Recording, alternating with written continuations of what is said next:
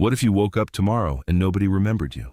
Not a single person, not your name, not your face, not the years you spent building everything you thought defined you. You open your eyes and the world has simply moved on, as if you never existed at all. How long do you think it would take before you started to fall apart? This is not a horror story. This is a question that cuts straight to the center of something most people never dare to examine. Who are you when no one is watching? Who are you when no one remembers? And what does the terror you feel right now, just imagining it, reveal about the invisible architecture holding your entire sense of self together? The answer is stranger than you think, and far older. Imagine it is a Tuesday. You wake up at the usual time. The light comes through the window the same way it always does. You reach for your phone and the screen lights up with nothing. No messages, no notifications. You think it is strange, but you shrug it off. You get dressed, you step outside, your neighbor walks past you. You wave. They do not wave back. They do not look at you with confusion or coldness. They look through you. Not with cruelty, with the calm, empty gaze of someone who has simply never seen you before. You try to speak. They blink, briefly startled by the voice of a stranger, and they keep walking. You feel something shift inside your chest. It is not quite fear yet. It is something quieter than fear. It is the first crack. You go to work, the door is locked to your keycard. Your name is not on the directory. The colleagues you have known for years sit at their desks and do not look up when you press your face to the glass. Your desk has been cleared. Someone else is sitting there. They look comfortable. They look like they have always been there. You think, there must be an explanation. There is always an explanation. But the cracks keep spreading. You call your mother. The phone rings. She answers. And in the silence before you speak, you already know. You can feel it. The unfamiliarity in her breathing, the absence of the warmth that has lived in her voice every time she has heard from you since you were a child. She says hello to a stranger. And that is the moment the floor disappears.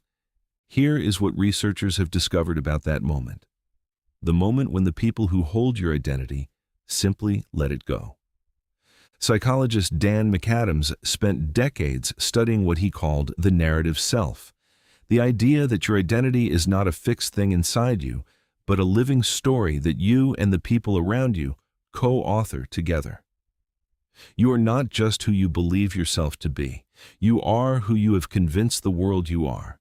You are the accumulation of every memory someone else holds of you, every role you have filled, every relationship that carries your name in it. When those external anchors are removed, the self does not simply remain, it begins to dissolve. This is not metaphor. This is neuroscience. Researcher Anil Seth at the University of Sussex has proposed that your experience of being you, your sense of being a continuous, coherent person moving through time, is a controlled hallucination generated by your brain. Your brain is constantly running a predictive model. It builds a version of reality, including a version of yourself, based on incoming signals and past experience. And one of the most powerful incoming signals your brain uses to construct your identity is other people. When other people reflect you back, your brain confirms the model. When they stop, the model begins to collapse. This is why solitary confinement is considered torture, even without physical harm. This is why people raised without being seen, truly seen, often struggle to know who they are for the rest of their lives. This is why the elderly, when their social world shrinks, often report that they no longer feel entirely real. You are, in ways far deeper than you have been told, made of other people's attention. So what would happen to you if it vanished overnight? In the first hours, you would seek explanation. The mind, when confronted with something it cannot categorize, reaches immediately for the nearest rational frame. There is a mistake. There is a misunderstanding. Someone will recognize you soon. The story will correct itself. This is your brain trying to protect the model. But explanation would not come. By the end of the first day, something more primal would begin to surface. Psychologist Roy Baumeister and his colleagues identified what they called the need to belong as one of the most fundamental human drives, not a luxury, not a cultural preference, but a biological imperative as urgent as hunger. In their research, social exclusion activated the same neural pain pathways as physical injury. Being ignored, being unseen, being forgotten. Your nervous system does not distinguish this from being physically wounded. You would begin to feel pain, real pain, without a single bruise. By the second day, something stranger would happen. You would begin to doubt your own memories. This is not because your memories would be wrong. It is because memory, as researchers like Elizabeth Loftus have shown, is not a recording. It is a reconstruction. Every time you remember something, you rebuild it from fragments, and those fragments are stabilized, made solid, made trustworthy by the people who share them with you. When someone looks at an old photograph with you and says, "Yes, I remember that day," your memory of that day becomes more real. When no one shares the memory, it begins to feel like something you may have invented. Without witnesses, your past starts to feel like fiction. Think about what this means for a moment. The life you have lived, the relationships you have built, the person you believe yourself to have become. None of it exists in a sealed vault inside you. It exists in a web. A living, breathing web of shared recognition that requires constant maintenance. The moment that web is cut, you do not simply lose other people. You begin to lose yourself. By the third day, you would start to perform. Not consciously, not deliberately, but you would begin doing things louder, more visibly, more desperately, trying to generate a reaction, any reaction from anyone. You would leave notes. You would knock on doors. You would stand in public spaces and simply speak just to see if your voice could reach someone. Because what you would be doing, without realizing it, is trying to recreate the conditions under which identity can exist. You would be trying to make yourself legible again. This is something anthropologists have observed across every human culture in recorded history. The deepest human punishment has almost never been physical destruction. It has been erasure, exile, being cut from the social fabric. In ancient Rome, the worst sentence was not death. It was damnatio memoriae, the condemnation of memory. Your name was removed from records. Your statues were destroyed. Your existence was officially unmade. They understood something then that we have largely forgotten. That identity is communal. That self is not a solo construction.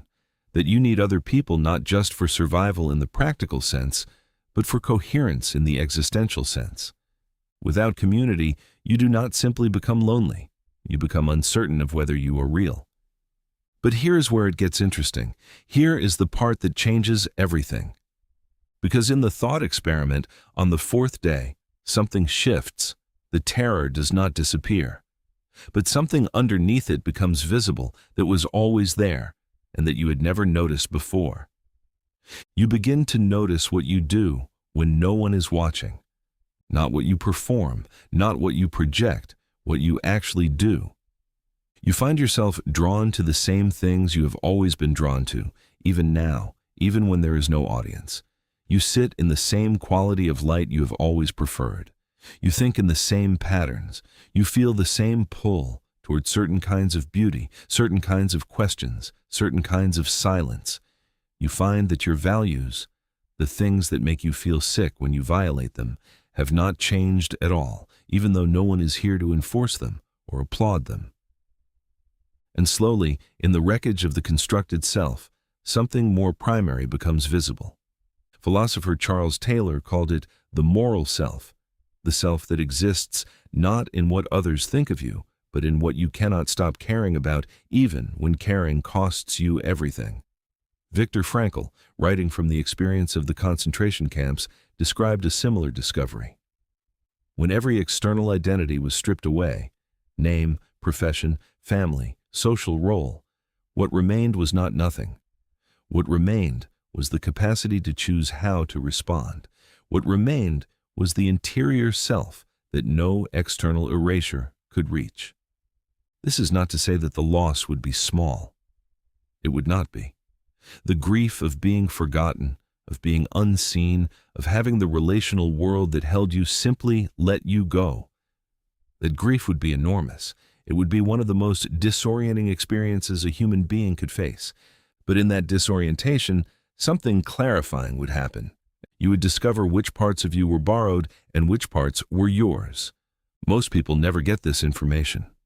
Most people spend their entire lives building an identity from the outside in, from other people's expectations, from the roles they are handed, from the version of themselves that gets the most approval. They never have to find out what is left when the approval stops. They never have to ask which values are truly theirs and which ones they simply inherited because the people around them made those values feel safe. You would have to find out. And that knowledge, though terrifying to acquire, is one of the rarest and most valuable things a human being can possess. Neuroscientist Feldman Barrett has shown that the brain is not a passive receiver of the world. It is an active predictor, constantly constructing its model of reality based on what it expects. And one of the most powerful things you can do to reshape your experience of yourself is to deliberately update what your brain expects the self to be built from. Most brains expect the self to be built from external recognition, from being seen and named and remembered by others. This is the default setting. It is the setting that evolution produced because for most of human history, belonging to a group was the difference between life and death. But it is not the only setting. People who survive profound isolation, explorers, prisoners, the deeply bereaved, often report that the experience, though brutal, produced something in them that nothing comfortable ever could, a kind of groundedness, a relationship with their own interior that became so developed, so reliable, so familiar, that the absence of external validation stopped feeling like annihilation and started feeling like something they could survive. Not because they no longer needed other people. They did. Deeply. Connection is not optional for human beings. But because they had discovered that there was something inside them that was not dependent on being witnessed in order to exist, they had found the floor. And here is the reflection that matters. Here is the thing worth sitting with. You do not need to lose everything to start asking the question. You can ask it right now. How much of who you think you are depends on other people continuing to remember it? How much of what you call your identity lives in other people's minds rather than in your own choices? And if those external anchors were removed tomorrow, the job title, the social role, the relationships that mirror you back, what would remain? Not as a reason to fear the answer, but as a way of finding out where you actually live. Because most people never discover the difference between the self they constructed for the world and the self that was there before the world asked anything of them. They spend their whole lives maintaining the constructed version, defending it, expanding it, terrified of what would happen if it cracked. But you have already imagined the crack. You have already stood in that strange, quiet Tuesday morning where no one knew your name. And you are still here. That is not nothing. That is, in fact, everything. The question was, who are you when no one is watching? And the answer, the one that took the entire length of this story to reach, is the same as it was at the beginning. You are whatever remained after you imagined it all disappearing. That is the self that was always there. Before the job. Before the name. Before the first person looked at you and decided who you were. That self does not need to be remembered by anyone else to be real. It only needs to be remembered by you.